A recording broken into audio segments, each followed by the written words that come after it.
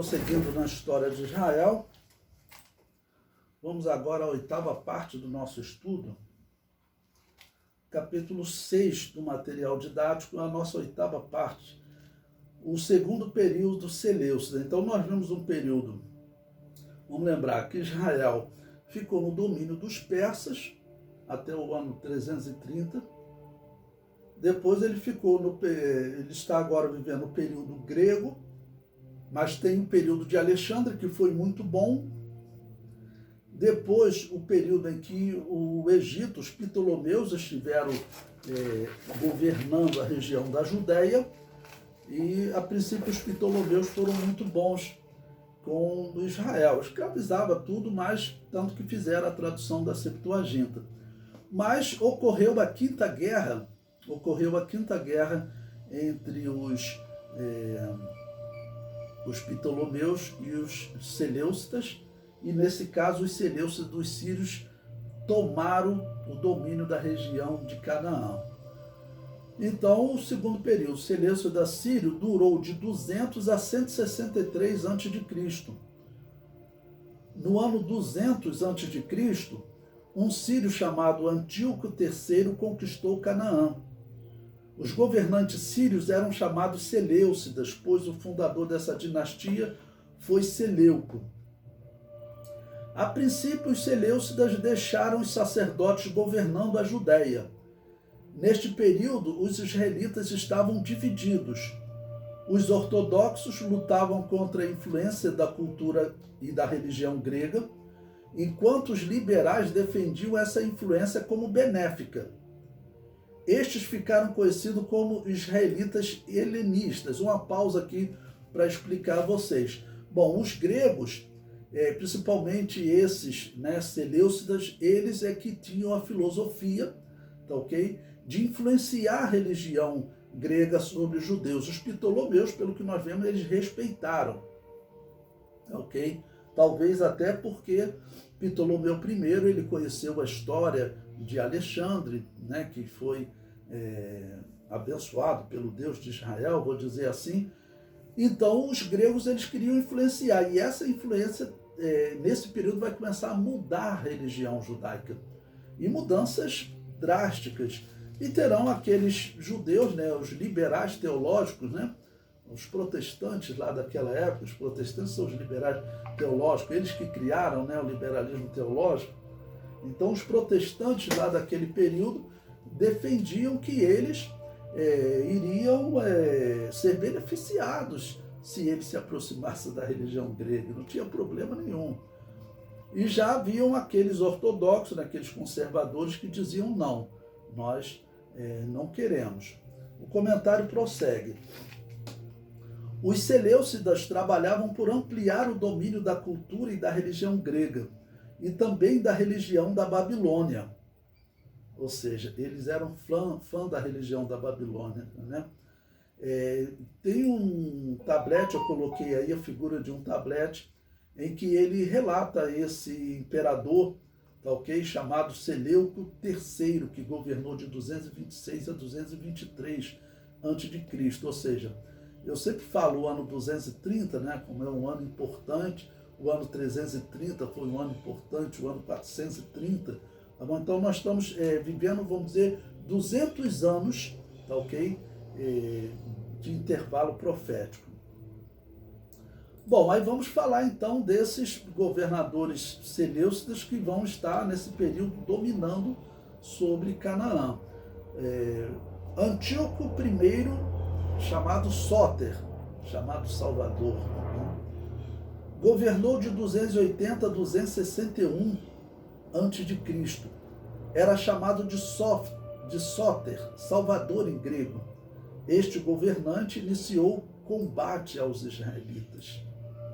Então, esse governante ele já vai ter uma atitude diferente em relação aos israelitas.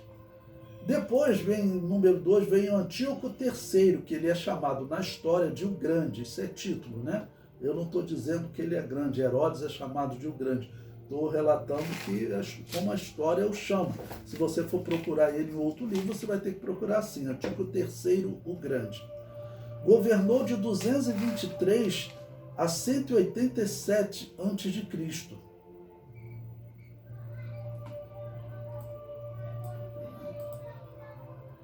Aí coloquei uma imagem aí da figura desse Antíoco III Grande. À direita, a imagem da divindade Apolo, padroeira da casa dos Seleucidas. Interessante, irmãos, que quando nós estudamos, eu estou organizando a pós-graduação de História da Igreja. Quando nós estudamos História da Igreja, nós encontramos o povo de Deus, no caso a Igreja, tendo problema com o Apolo, no caso com os sacerdotes de Apolo. Porque no ano 89 da era cristã, nos dias do Novo Testamento, a perseguição religiosa teve início a Israel, porque os sacerdotes de Apolo disseram para o imperador romano que os deuses não estavam respondendo mais, Apolo não estava respondendo. Eles retalharam, olharam as vísceras do animal e disseram: olha, Apolo não está respondendo. E aí o imperador: mas por que Apolo parou de responder? É por culpa dos cristãos, que eles dizem que Apolo não existe, né? E aqui o padroeiro dos Seleucidas era esse mesmo Apolo. Bom, o comentário prossegue. Desejava conquistar o Egito, mas recuou devido à ameaça dos romanos. Veja o que Flávio Joséfo diz. Nesse período, o Império Grego está perto de cair. Ok? Os romanos estão se desenvolvendo, e o exército, eu falei para vocês num ponto que o exército grego era organizado.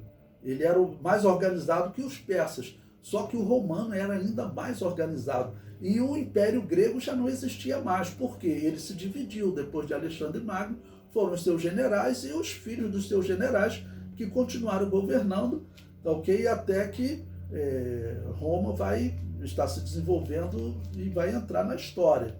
Eu sempre lembro, Roma, segundo a história, ela foi fundada 500 anos antes disso aqui.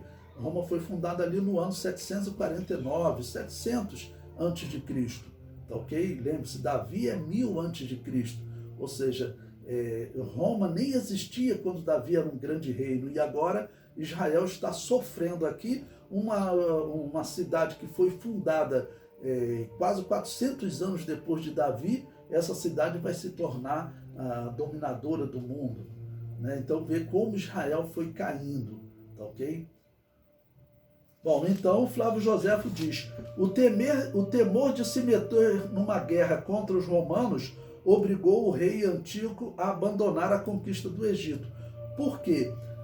Porque o comércio com o Egito era forte, e no caso uma das coisas que Roma dominou, queria dominar, claro, era o comércio. Se houvesse uma guerra com aquele grupo que alimentava Roma, seria problema, ok? Hoje, a guerra lá da Ucrânia está nos atormentando aqui, né? Naquela época também já sofria. Em 198 a.C., no ano mundi 3698, Antíoco III invadiu Jerusalém. Ou seja, ele não queria fazer guerra lá aos egípcios, mas ele tinha que conseguir. Normalmente essas guerras eram para pilhagem, dinheiro, eles queriam ouro.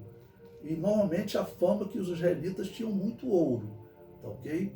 E ele vai querer influenciar essa religião de Israel. Bom, veja o que diz Flávio Joséfo. Ele veio então com o seu exército a Jerusalém, 143 anos depois que Seleuco e seus sucessores começaram a reinar na Síria. Então passaram-se 143 anos. Sem dificuldade tornou-se senhor desta praça, porque os de seu partido abriram-lhe as portas e mandou matar vários do partido contrário.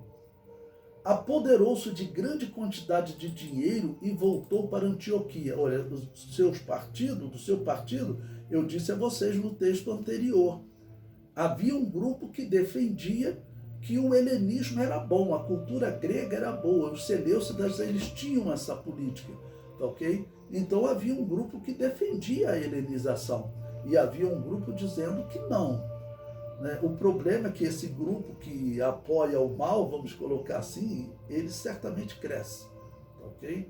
É provavelmente o que nós estamos tendo hoje naqueles grupos que se dizem cristãos.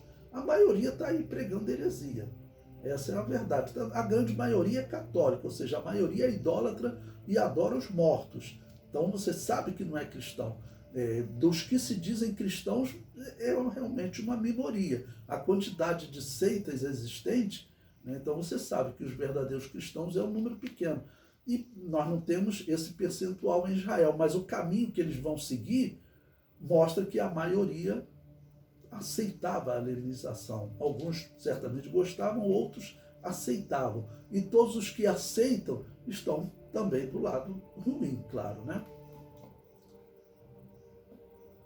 O comentário prossegue. Entre 192 e 188 a.C., Antíoco III perdeu o domínio de várias regiões gregas para os romanos e teve que pegar pesado tributo como indenização de guerra aos romanos. Teve que pagar, né, pesado tributo, ou seja, começou a perder guerra para os romanos e aí eles tinham que pagar tributo. A cidade que era dominada pelos romanos tinha que pagar tributo.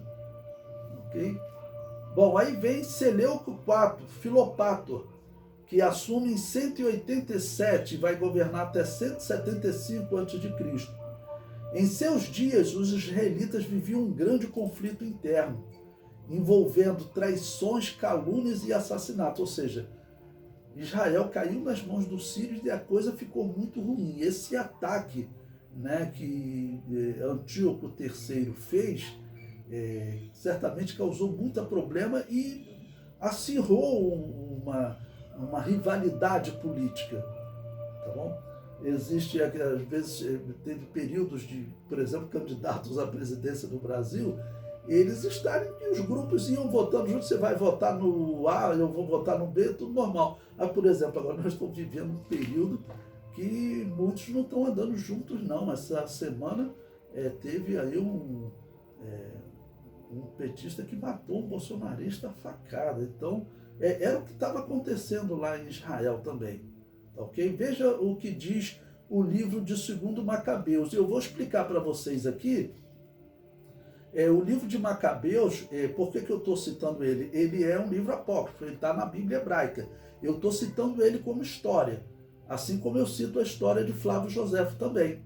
Ok? É um livro de história. O livro de Macabeus, ele é um livro de história. Essa família existiu segundo a história judaica. Ok? Mas não é um livro inspirado por Deus. Essa é a questão. Por isso que ele não está na Bíblia evangélica. Bom, 2 Macabeus, capítulo 4, versículo 1 a 3.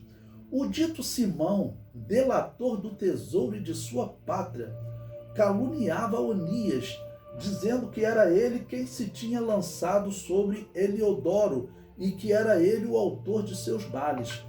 Ousava chamar de inimigo do Estado o benfeitor da cidade, o defensor de seus concidadãos, o ardoroso observante das leis.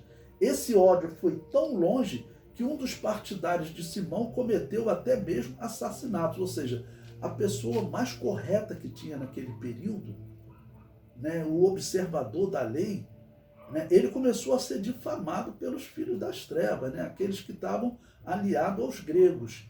Ok? Então, nós estamos vendo que a situação de Israel era realmente muito complicada.